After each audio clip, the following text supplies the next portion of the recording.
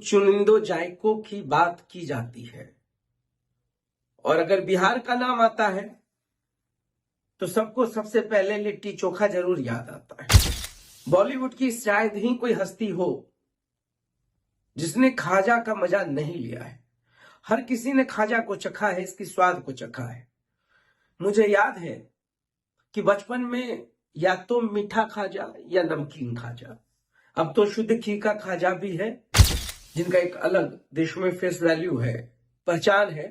हर किसी ने खाजा को प्रेफर किया और खाजा उनके साथ एक संदेश के रूप में गया। 1986 में अपना महोत्सव हुआ था दिल्ली में, जब पहली बार प्रदर्शनी लगी खाजा की। उसके बाद खाजा दिल्ली से होते हुए 87 में मॉरिशस पहुंच गया। नमस्कार, मैं हूं रजनीकांत और आप देख रहे हैं सार्थ। आप सभी का बहुत बहुत स्वागत है। आज देश के कुछ चुनिंदो जायकों की बात की जाती है और अगर बिहार का नाम आता है तो सबको सबसे पहले लिट्टी चोखा जरूर याद आता है। मगर हम लिट्टी चोखा की बात नहीं करेंगे, हम बात करेंगे नालंदा जिले के सिलाव प्रखंड की, जहां का खाजा सिर्फ देश भर में नहीं बल्कि विदेशों में भी काफी खास महत्व रखता है। हर कोई जो बिहार आता है उसका दिल जरूर मचलता है कि लिट्टी चोखा तो ठीक है, साथ में खाजा भी हो जाए। राष्ट्रीय और अंतर्राष्ट्रीय फलक पर अगर पर्यटन के क्षेत्र में बात किया जाए तो राजगीर और नालंदा, पावापुरी, सिलाव, ये 4 ऐसे स्थल हैं जहां पर पर्यटक जरूर आते हैं। बॉलीवुड की शायद ही कोई हस्ती हो जिसने खाजा का मजा नहीं लिया है। हर किसी ने खाजा को चखा है, इसकी स्वाद को चखा है। मुझे याद है कि बचपन में या तो मीठा खाजा या नमकीन खाजा, अब तो शुद्ध घी का खाजा भी है और गुड़ का भी खाजा है। खाजा का अपना कलेवर, अपना टेस्ट। अब तो हर चीज मॉडर्नाइज होता जा रहा है, नए टेस्ट में मार्केट में अवेलेबल है। अगर अब आपको यूरोप में भी खाजा चाहिए, अमेज़न है ना। इंटरनेशनल मार्केट में भी खाजा को अब एक्सपोर्ट किया जा रहा है।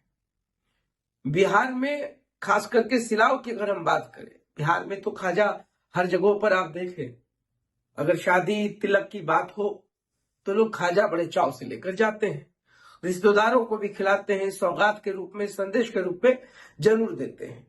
अब यह मार्केट सिर्फ स्थानीय नहीं रह गया है, राष्ट्रीय अंतर्राष्ट्रीय लेवल पर खाजा काफी महत्वपूर्ण है। और आपको हम बताते हैं, हालांकि इस दावे में कितनी सच्चाई है, मेरे पास कोई ऑथेंटिक डॉक्यूमेंट्स तो नहीं है, मगर लोग कहते हैं, किंवदंतियां हैं ऐसी कि गौतम बुद्ध को उनके शिष्य ने खाजा को भेंट किया था।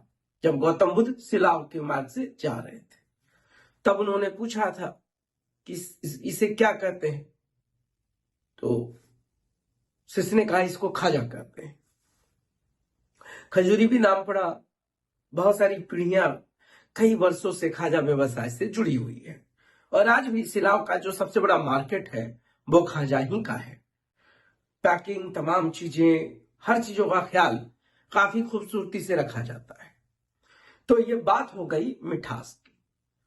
यूरोप चाहिए, America, Australia, Saudi Arabia, Dubai, देश के तो कई हिस्सों में अगर आप अभी ऑर्डर करें तो फिर इंटरनेशनल या नेशनल कुरियर से आपके दरवाजे तक खाजा पहुंच जाएगी। मगर 2018 में सरकार और उद्योग विभाग की पहल पर 32 डिसिमिल का एक खाजा क्लस्टर बनाने की घोषणा की गई। 1 करोड़ से अधिक की राशि इस पूरे प्रोजेक्ट में लगना था। खाजा क्लस्टर काफी तेजी से आगे बढ़ा, भवन लगभग बनकर तैयार हो गया, मगर इसी बीच कुछ लोगों ने इस पर आपत्ति दर्ज कर दी। मामला कोर्ट में चला गया और जब से मामला कोर्ट में है तब से यह भवन जर्जर स्थिति में पहुंच चुकी है। उद्योग विभाग के जीएम का भी कहना है कि मामला कोर्ट में है, अब जब तक कोर्ट फैसला ना कर दे तो सवाल है कि फिर एनओसी कैसे मिला। अंचलाधिकारी, तत्कालीन जिलाधिकारी, तत्कालीन मंत्री और सरकार तो नीतीश कुमार का ही था। 2018 में घोषणा हुई थी, उम्मीदों का पंख लगा था। और खाजा कोई नया नाम तो है नहीं। बॉलीवुड की तमाम बड़ी हस्तियां सिलाव के खाजा को अपने साथ जरूर लेकर गई। कोई भी कलाकार जब आते राजगीर महोत्सव में तो खाजा संग लेकर जाते। बहुत सारी हीरोइक जो फिगर रहे, जिनका एक अलग देश में फेस वैल्यू है, पहचान है, हर किसी ने खाजा को प्रेफर किया और खाजा उनके साथ एक संदेश के रूप में गया। 1986 में अपना महोत्सव हुआ था दिल्ली में, जब पहली बार प्रदर्शनी लगी खाजा की। उसके बाद खाजा दिल्ली से होते हुए 87 में मॉरिशस पहुंच गया। उस समय सागर महोत्सव हुआ करता था। उस वक्त भी खाजा की प्रदर्शनी लगी और हर किसी ने सराहा। अपना उत्सव मुंबई में हुआ 90 में, और आपको याद होगा 94 में दूरदर्शन पर एक सीरियल आता था, कार्यक्रम का नाम था सुरभि। सुरभि में भी सिलाव के खाजा की खूब चर्चा हुई।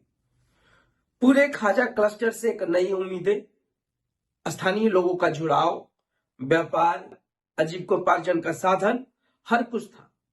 उम्मीदें और उनके पंख लगने लाजमी थे। हर कोई चाहता था किसी प्रकार से खाजा क्लस्टर का व्यापार इतना बढ़ जाए कि और भी जो नई पीढ़ियां हैं वो तमाम लोग इससे जुड़ जाए। कई लोगों की पीढ़ियां इसी से चल रही हैं। मशीन लगना था, मैदा गूंथने का, बिलाई मशीन थी। ये जो 52 परत का खाजा बनता है, चीनी नमक का कितना मिश्रण होना है, सटीक मिश्रण उस पूरी यूनिट के तहत होना था। और आधुनिक नाइट्रोजन पैकिंग लगना था। अब नाइट्रोजन पैकिंग का मतलब कि आप 6 महीने तक खाजे को सुरक्षित रख सकते थे। 48 लाख रुपए की लागत से भवन का निर्माण होना था। भवन बनकर भी तैयार हो गया। ये 32 डिसमिल था। ये लीज पर लिया गया था और जमीन जिस समय दिया गया था उस समय किसी ने कोई ऑब्जेक्शन नहीं किया।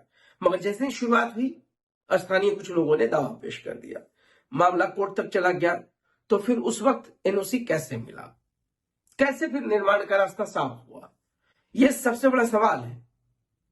प्रशासनिक चूक हो या मामला कुछ भी हो, सफर खाजा क्लस्टर से जुड़े लोगों का हो। तो आज चूंकि सरकार चाहती है कि बिहार में उद्योग लगे, तो सर जो उद्योग था वो तो संभल नहीं पाया। अब नए उद्योग की बात हो रही है तो फिर खाजा क्लस्टर की मांग उठना तो लाजमी है। अब हर कोई जानना चाहेगा कि इतने तामझाम के साथ उद्योग विभाग ने सब कुछ शुरू किया तो फिर क्या हो गया। अब 66 यूनिट स्थापित होनी थी, 6 मीट्रिक टन उत्पादन का लक्ष्य था।